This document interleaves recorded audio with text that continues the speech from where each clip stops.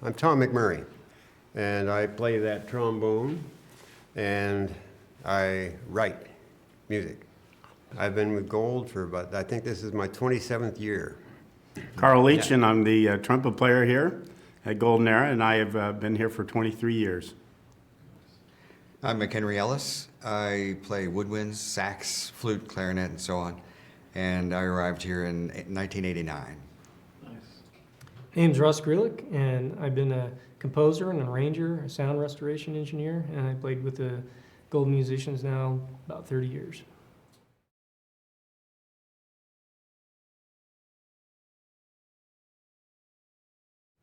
Well, I played like 18 years in the Bay Area, and then I played another 14 in Las Vegas, and you just go and play the job and go home.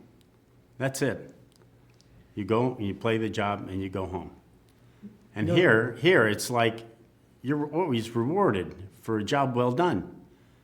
Like we were in London once, we were playing in St. Hill, and they sent us to London for a night out, and we had incredible dinner. We went to movies. We got to walk around London, and it was just fantastic. We had a great time. So it's like, you do something well, you get rewards. That's what it is.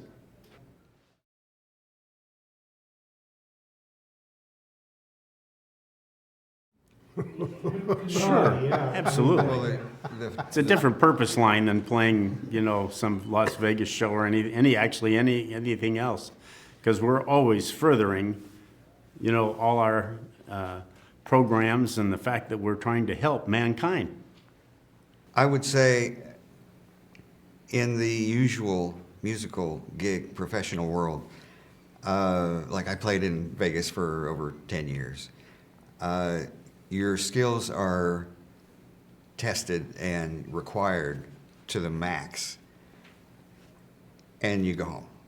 Here, it's the same thing. You do the very best you can, and you have to deliver a really good product. But you have a purpose. Sometimes we'll do a video about the truth about drugs, and that's going to affect people and get people off of drugs and save their lives. That's the difference in the things that we're doing, and even in performing.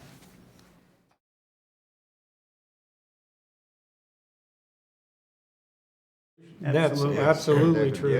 Yeah. Like in addition to playing the horn, I did sound restoration for cleaning up all of the lectures that Mr. Hubbard did. And so in any given day, I could be working in the studio as a sound engineer, and then, call comes, grab my horn, come down and do something, or possibly like an arrangement would be needed. And just having the opportunity to have all that versatility and work in an environment that has unbelievable facilities in the equipment. In the studios, all of the equipment is vintage gear. It's just a thrill.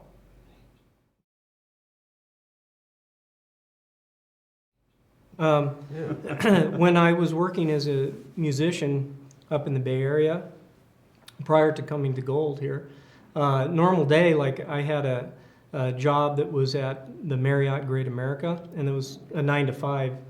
And so, I'd get up and I'd play sets that were like a half hour long, and then we'd break, and that would go all the way. And then as soon as that job was done, I had my own band, and I'd go out and either play in a club or wherever I was hired for. That was usually like a 4-hour gig, and that would run till like 2 in the morning. And then after that, often I would go and do some studio work in town, just, in the wee hours, come home, grab a little sleep, and then start all over again, right? Well, that was way more hours than, here it's a very, very, regular schedule. And sure, there's times where you have to, jump in and get something done, but that's just the normal thing. Yeah, that is the main difference here, because when you're doing something, it's for a purpose. You know that the products that you're going to work on are something that count. It's going to do something that's possibly going to help somebody get off drugs, or teach a kid how to study and change his life. And so when you're working on a product that relates to that, you know, you have no attention on any sort of schedule or anything. You just want to get that done and make sure that it gets out there. Because you're working to complete products which are going to be used to make very beautiful effects all over the world. So that's a very fundamental thing. Yeah, I mean, when I was playing professionally outside, I mean, some jobs went till 1 in the morning, and then you'd have to drive like an hour home or something like that. And it was just ridiculous. I mean, here, we live here. We have unbelievable birthing. Everything's taken care of here. Our food is done by great chefs, and it's like you don't have anything that you need to actually worry about as far as pay. You're just doing this job. And we wouldn't have been here if we didn't have some idea of wanting to further that purpose. On the thing about working as a pro and then these hours and things like that, you work much longer. And I just remember we were just talking about this. It's like it was a panic all the time because you were calling contractors, you know, trying to find out gigs and line up more gigs and things like that. And it was just a scuffle all the time. You were trying to make rehearsal bands to make sure that your name got out to other people, so word of mouth helped, you know, and it was just, you're a constant thing. And it's not that here. All that's off, taken off, so that we can just do Scientology and Dianetics and get those out to the planet.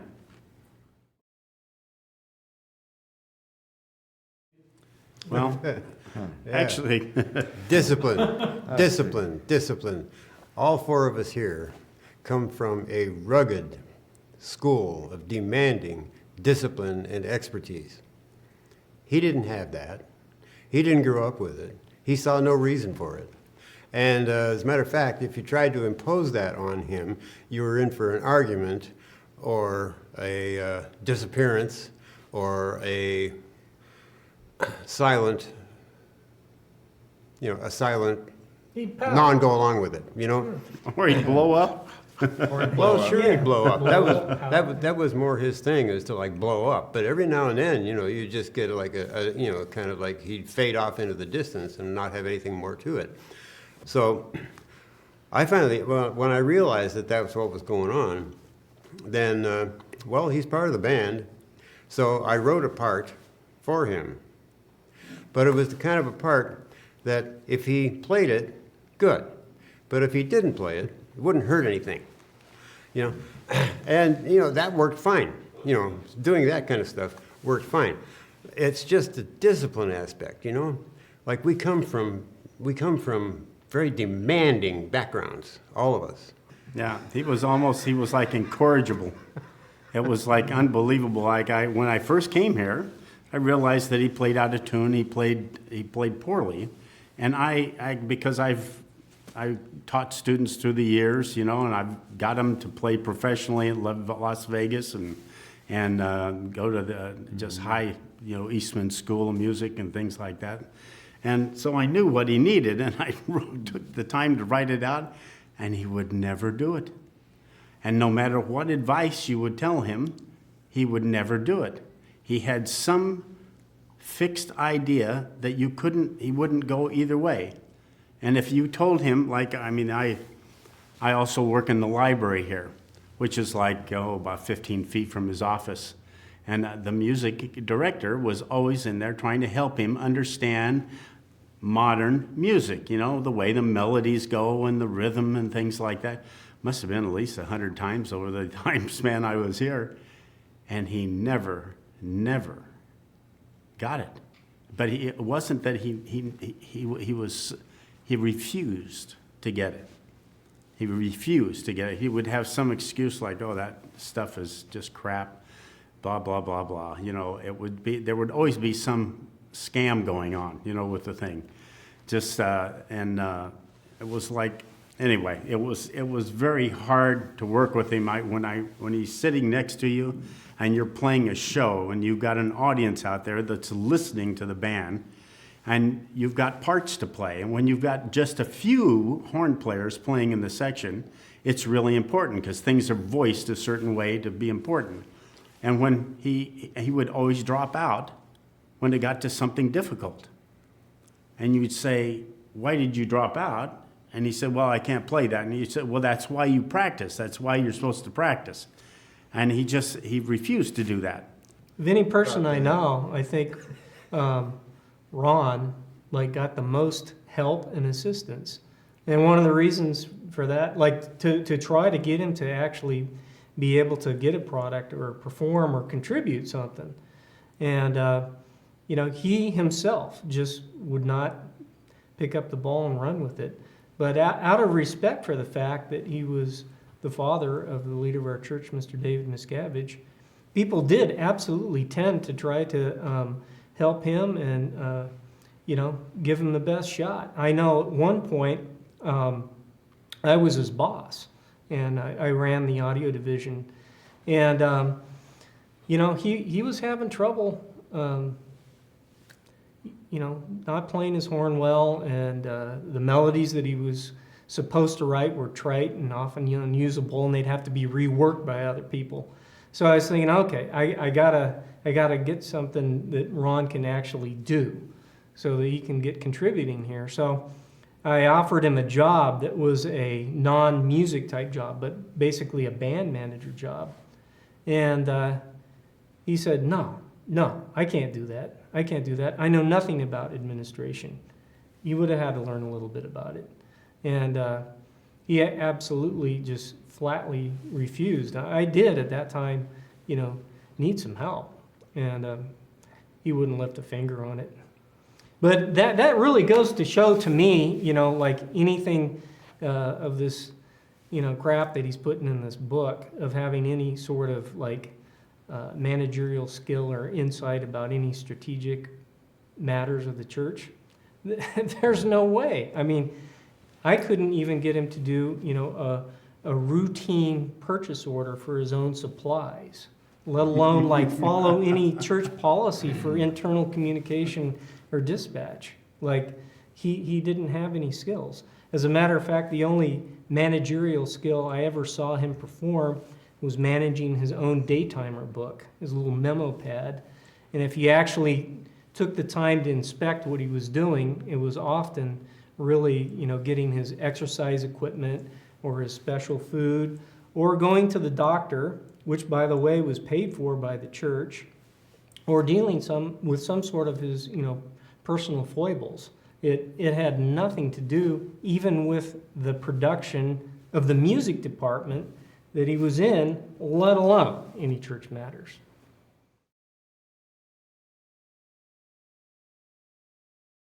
It's absolutely ludicrous for Ron to say he's being held like a prisoner. It's actually insulting, having lived in the same environment for 30 years myself that he did.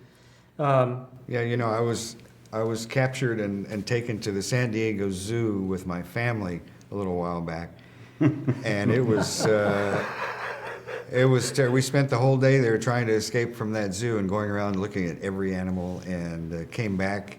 I had to take a couple of days to recuperate from that because it was so rough. I mean, the bottom line is, why, Ron says that he wanted to leave for a number of years. So my question is, and I know the answer, why didn't he? The reason he didn't, and he could have at any point in time, is he was actually running a con here. He was living for free. He was actually doing nothing, yet because everybody respected the fact that he was Mr. Miscavige's father, we're trying to help him. And he would twist that help, and he was getting a free ride. It's absolutely disgusting that he has now taken that same con, which is the fact that he's Mr. Miscavige's father, and he's using Scientology and Mr. Miscavige as a carrier wave for press and publicity to try and sell, this book that is actually a turn on his own flesh and blood. It's really, really sickening.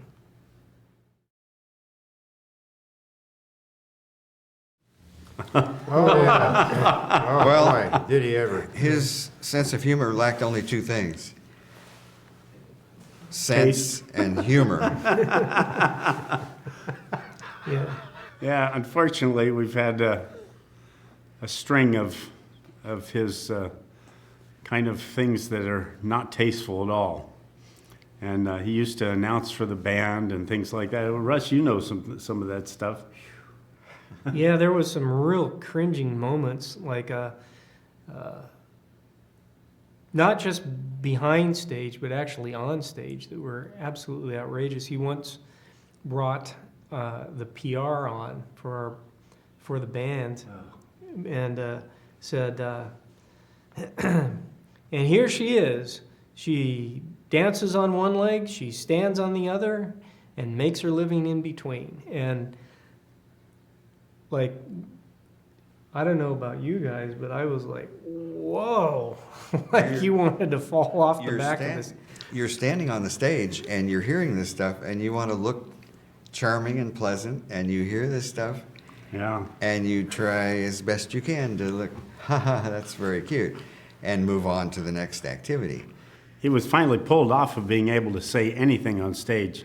I mean, there's numerous things we could talk about, but he was finally, he had to get a script okayed that he wrote before he was allowed to talk on stage. It got so bad. I mean, So McHenry, I mean, just stupid things like he would call McHenry Ellis a man with the last, that has the last two names or something. last names. Two last names. And it was like, it went on after the 20th year, it got old, you know, and you wonder, why are we doing this, you know? It was like anyway.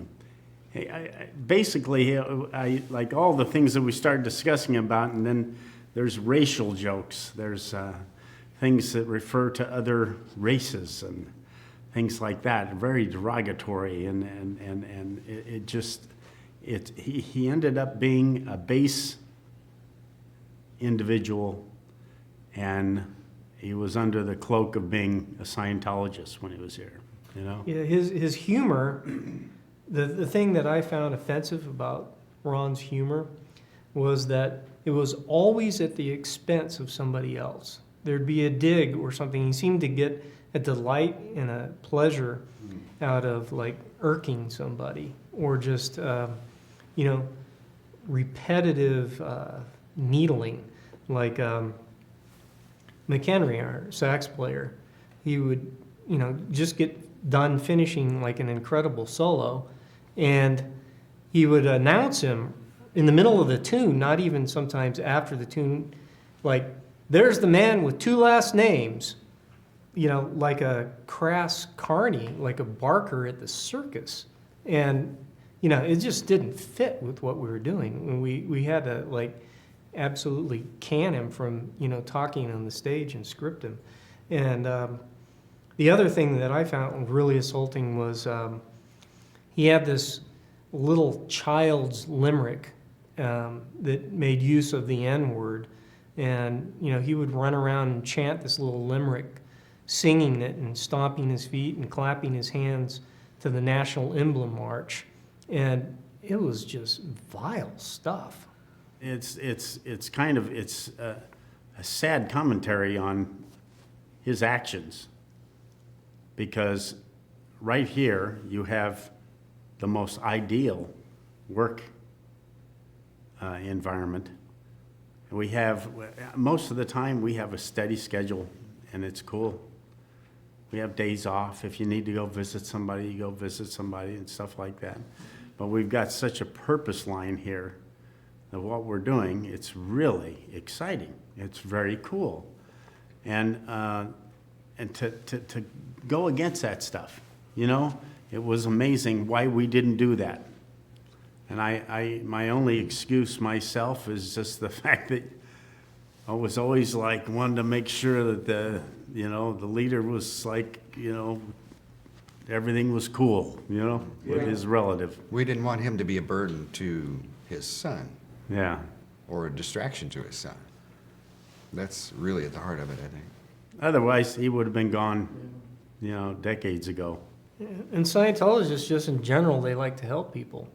And I'd say that pretty much all the staff, and for sure all the guys in the band, really, really genuinely wanted to see Ron do well and see him, like flourish, see him prosper.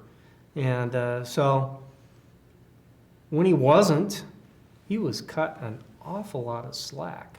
And we had a lot of respect for the fact that he was Mr. Miscavige's father. And so even more so, everybody really, really, really wanted to see, Ron do great. But he just instead would take that graciousness and he twisted it. And it got wearing after a while because he turned that genuine desire to help into a con or a way to live here for free without doing any work. And now he's doing the same thing with his book. It's really bad.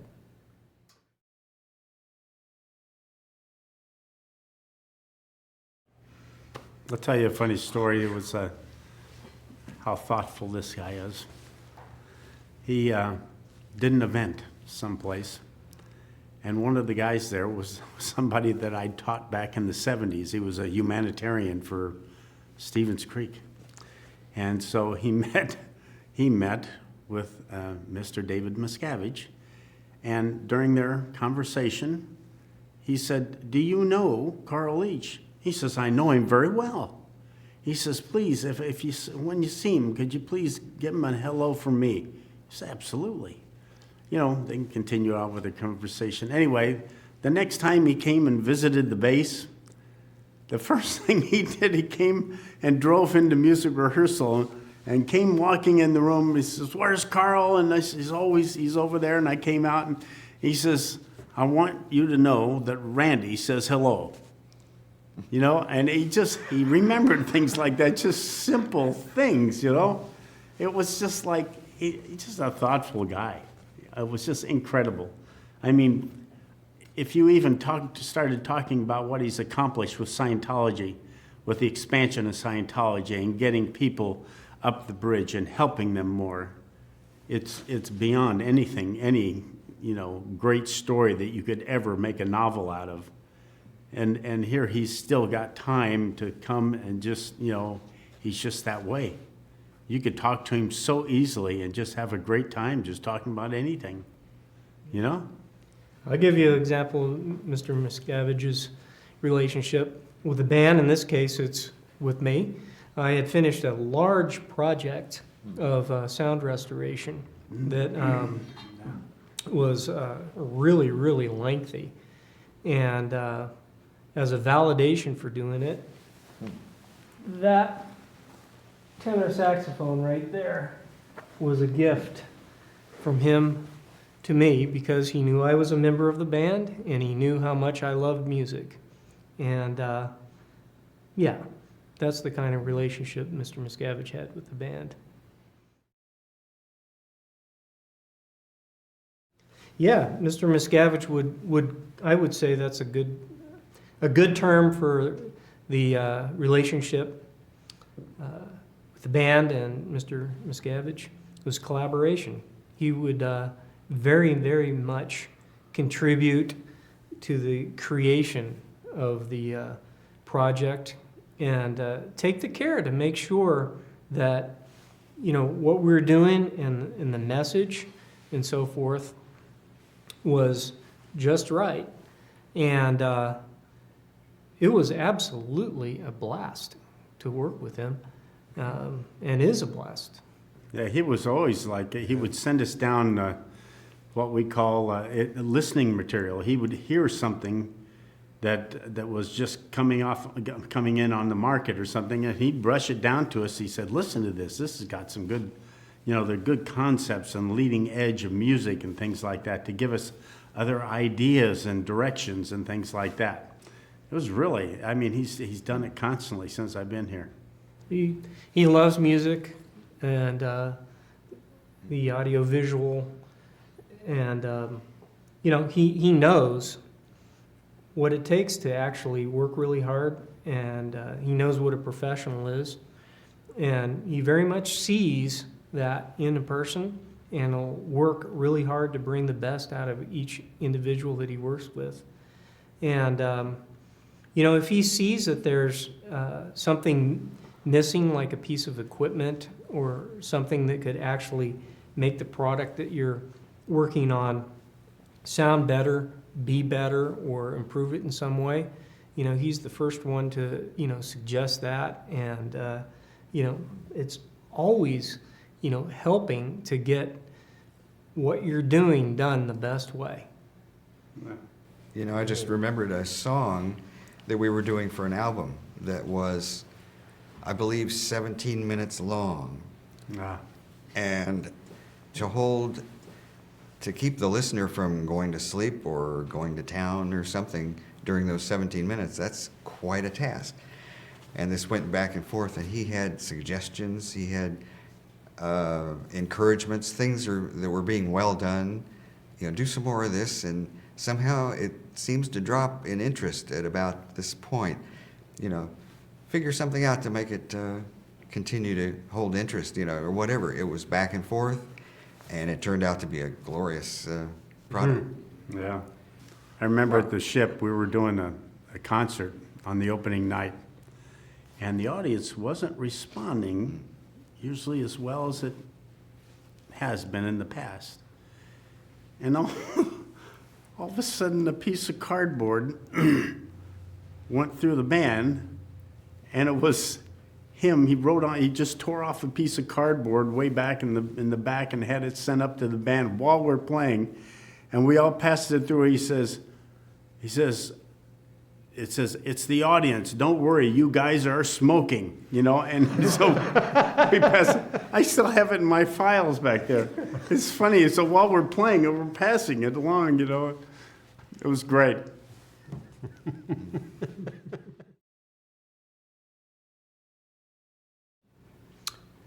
When I knew Ron, he had nothing but good things to say about Mr. Miscavige. I heard him more than once call him a genius. Yeah.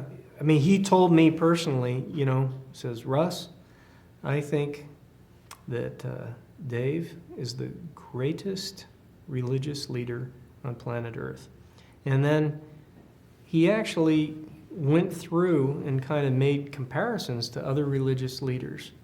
And he said, look at all the things that Dave's done for the society and what he's done for the church. And he genuinely, when he was talking to me, had the most respect, and he was proud of his son.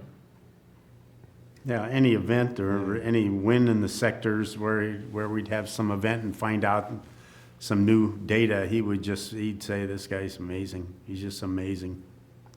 Yeah, that's true.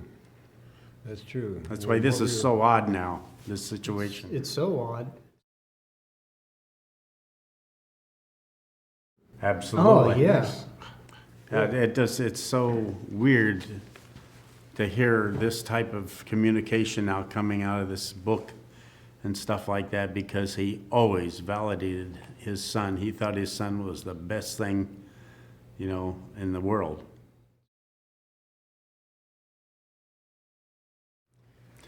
Well, Great. he got some incredible gifts, from a car to incredible clothes. I saw him once. He got this machine made in Russia for their astronauts to get strong after being in the atmosphere. And it's the most incredible thing I've ever seen. It moves every direction at the same time. And you just stand on it. And it's phenomenal. And it's just, it's just that type of research and thinking ahead and, what does he need, what would help and stuff like that. He was always there. Mr. Miscavige cared for Ron incredibly. He wanted to see him do well. He wanted to he took care of him, you know, as a son would to a father. And I mean, he got this incredible little pocket trumpet for his birthday, on his birthdays and on Father's Day. You know, Ron would be showered with gifts, and it's unbelievable to me personally that Ron turns like this.